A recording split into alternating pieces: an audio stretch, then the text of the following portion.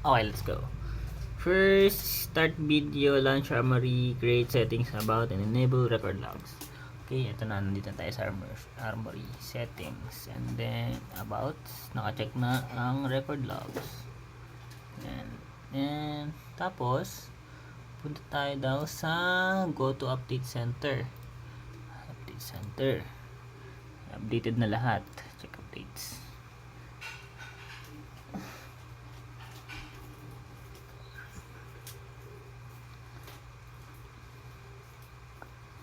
Loading. Wala na. Kompleto na. Tapos, go to reproduce the problem. For example, go back to the sync tab and or the problem still appear. Okay. Asan yun? Gago. Device tab o device. Ayan. Device tab. Kita mo yan, ha?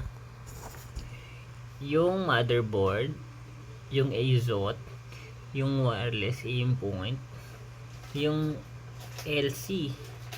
Yun lang yun. Tapos ngayon, sabi, back to Armory, create settings, generate and video. So ngayon, hindi ko muna siya bibigay sa inyo yung log.